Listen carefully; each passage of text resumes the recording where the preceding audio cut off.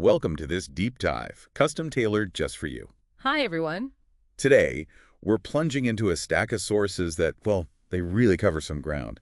We're looking at a devastating air disaster, escalating global tensions. All the way to the inner world of a music icon and even, updates for your car's dashboard. It's quite a mix. It really is. It underscores how many vastly different things are happening all at once. Exactly. And our mission here is to try and cut through that noise a bit. We want to pull out the key insights from these sources, help you understand what's significant, and maybe find some surprising connections. Absolutely. So let's jump in. We'll be covering that fatal plane crash in India. The latest really dramatic moves between Israel and Iran and the ripple effects. Then some incredible reflections on Brian Wilson, the music legend, seen through the eyes of John Cusack, who played him. And we'll wrap up with some new tech features coming to Apple CarPlay.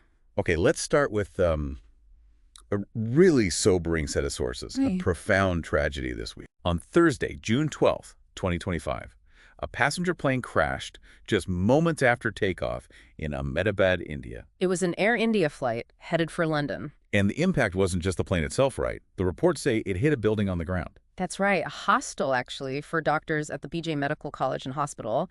And the plane, it was a Boeing 787-8 Dreamliner. Oh, the Dreamliner. Yeah, and it's notable because this is the first major fatal incident involving this specific wide-body model. Wow, and the scale of the tragedy.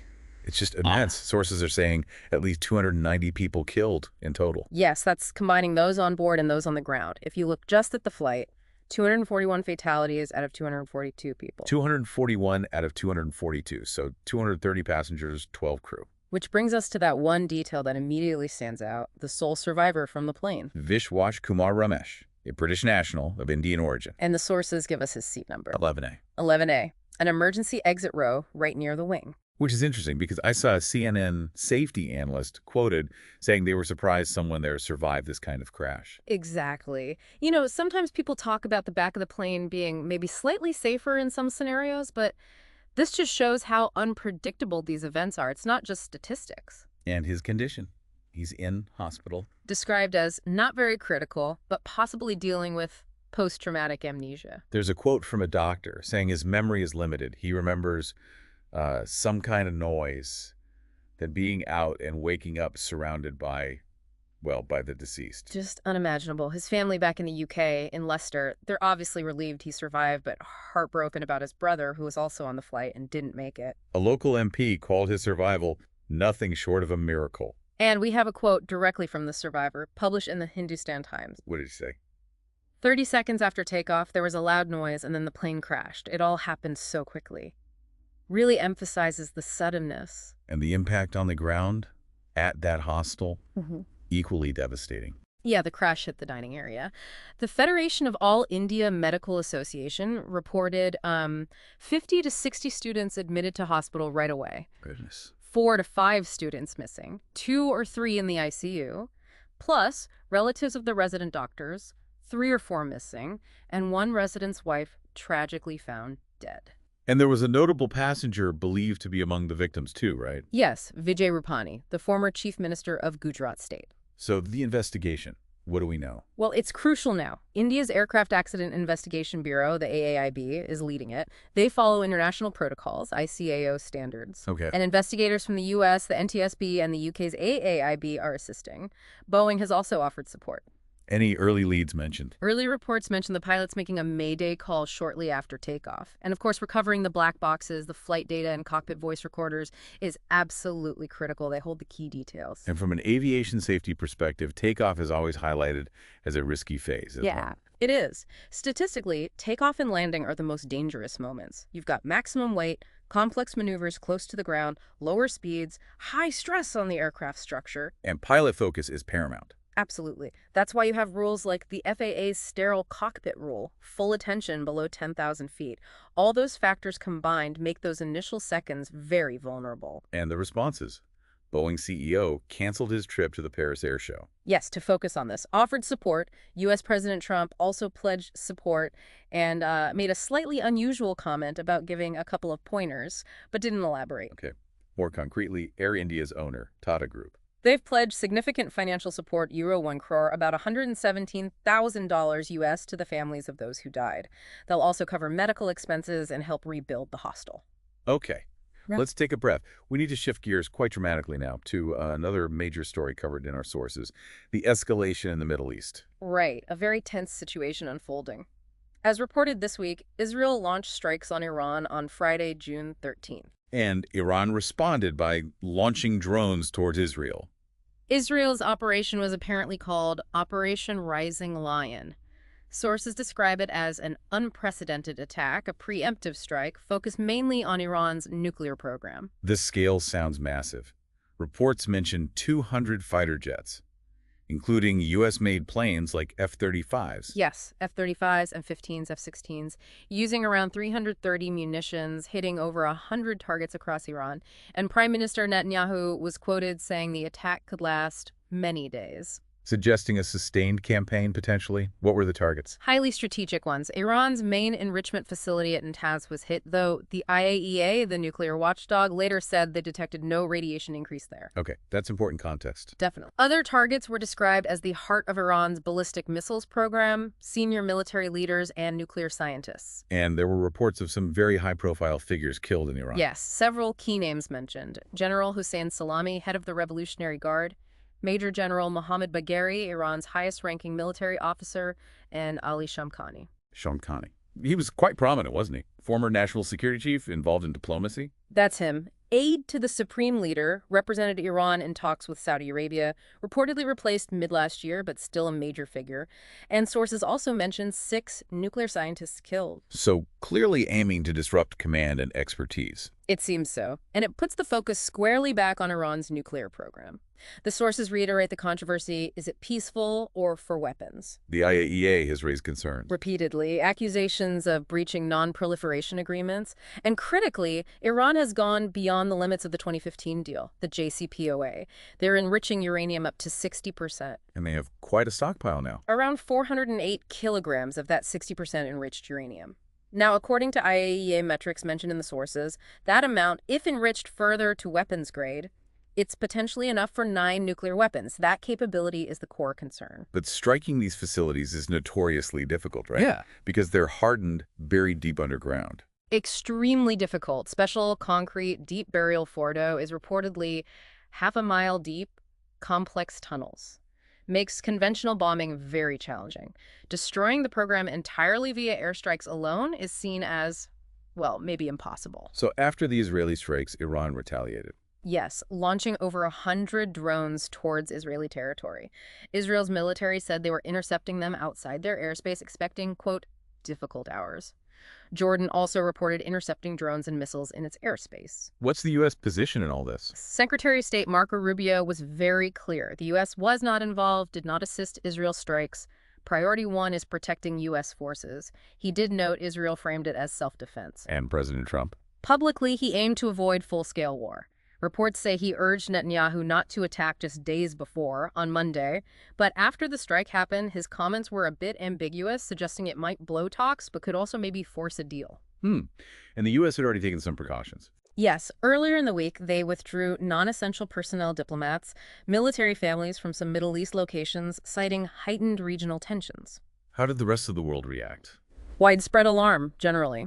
Lots of calls for de-escalation, dialogue, diplomacy from the UK, Australia, New Zealand, China, India. But some countries condemned Israel's actions specifically. Yes, several in the region. Saudi Arabia, Lebanon, Oman, Pakistan, Qatar, the UAE.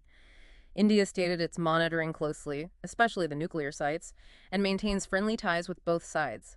The U.S. also issued a security alert for its staff in Israel, advising shelter in place. And the immediate practical impacts. Travel.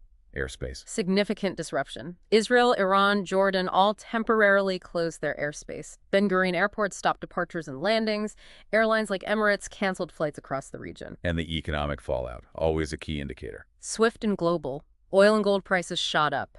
Brent crude jumped over 10% initially, settled around 5.5% higher, biggest daily rise since 2022, reportedly. Stock markets dropped, especially airline shares. Yeah. Investors fled to safe havens: gold, Swiss franc, yen, U.S. treasuries. Their yields fell. The US dollar index rose too. Classic signs of geopolitical uncertainty hitting markets hard. And this all happened right before planned talks, didn't it? Exactly. U.S. and Iranian officials were reportedly scheduled for talks in Oman on Sunday, the sixth round, focusing on enrichment issues. So the timing is notable. Very. Critics, like Senator Murphy mentioned in the sources, suggest the timing implies Israel intended to derail those talks. They frame this whole situation as a potential disaster of Trump and Netanyahu's own making, linking it back to the U.S. withdrawal from the JCPOA, which they argue increased conflict risk. Beyond the politics and economics, the sources also touched on the human impact in Iran. Yes, briefly but importantly, reports of ordinary people experiencing a terrifying night, ground shaking, explosions, jets, smoke, a crucial reminder of the real human cost behind these major events. Okay, a lot to process there. Let's shift now from geopolitics to the world of art and music. We have sources looking at the life and legacy of Brian Wilson, the Beach Boys genius. Yes, specifically through the eyes of actor John Cusack. Cusack played him in the movie Love and Mercy, right? The older Brian. That's right. The film cleverly alternates between the young Brian, played by Paul Dano, during the peak creative years, and the older Brian, played by Cusack, focusing on that lesser-known, sort of darker period after the Smile Sessions collapsed, when he was really struggling with mental health issues and under the control of Dr. Landy. And Cusack got incredible access. Extraordinary access, the sources say. Brian and his wife Melinda let him spend time at their home, took him to Brian's favorite diner, let him hang out in the music room. Cusack noted Brian was almost always near a piano, just strumming. What really stood out for me was Cusack talking about Brian's openness, about the really difficult stuff. Absolutely. Brian apparently really wanted the film to get it right. He wasn't shy about the troubled parts. Cusack said he wanted to lay it all out there, tell the truth. And his reason? Wanting to help destigmatize mental illness by sharing his own darkness. That's powerful. Incredibly powerful, shows a real depth of character beyond the musical genius. Cusack described him as complex, eccentric, yes, big-hearted, almost otherworldly, but also very aware, more aware than people often thought. And constantly hearing music. That's the famous description. Cusack's own take was poetic. A raw, open, beating heart with two legs and an ear that heard the angels. But he also called him a tough motherfucker, a survivor. There were some great anecdotes Cusack shared too, like the connection with Paul Dano. Yeah, how they didn't talk much initially, but both instinctively went to the Smile Sessions as their way into understanding Brian, a kind of synchronicity. But the story about Brian showing up on set, Yeah, it's amazing. isn't it? Unannounced, just 5 minutes before they filmed a really intense breakdown scene, the rock bottom period with Dr. Landy. Cusack called it unexplainable synchronicity, like Brian sprinkled fucking magic dust. And get this, Cusack happened to be wearing a Hawaiian shirt, like Brian often did. And Brian showed up wearing one too. Exactly. And it was the only time Brian visited the set. The timing is just uncanny. How did Brian and Melinda feel about the finished film? Melinda shared their reactions. That Dr. Landy scene was deeply upsetting for Brian, apparently. He found it too painful to watch straight through, had to take a break, but still admired the artistry. But overall, they felt the movie did him justice, treated them with love and respect. And Cusack's take on Wilson's overall legacy. He called his gift seismic, something that just broke things open for other artists. Still gave him chills. He also shared that insight into how Brian described things like his father's abuse, not just how it felt, but what it sounded like. A uniquely musical perspective, even on trauma. It sounds like a profound experience for Cusack. Absolutely. He said it was an honor. He aimed for a version that felt like him. Intense, done with love and respect, and special because Brian was alive to see it and feel good about it. Okay, one final shift. From musical genius to everyday tech. Let's look at Apple CarPlay. Right. Just a quick update based on info coming out of Apple's recent Worldwide Developer Conference, WWDC 2025. It's about the upcoming iOS 26 software. iOS 26.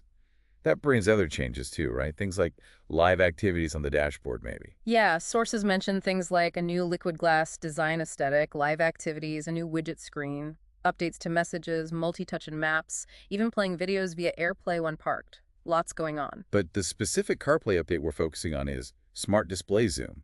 Exactly. Smart Display Zoom. Okay, break that down. What does it actually do for the user? So, according to Olivia Hess, a CarPlay engineer quoted from a developer video, it's a new setting within CarPlay itself. Its purpose is to automatically resize the CarPlay interface Resize it. Why? to better fit all the different shapes and sizes of dashboard screens out there in cars. There's huge variation. Ah, okay. So what does it look like? Visually, turning it on makes the UI elements, icons, menus, text appear smaller. The practical benefit highlighted is that this lets more content fit on the screen. Like an extra row of apps, maybe. Exactly, depending on your display, it gives you a bit more density.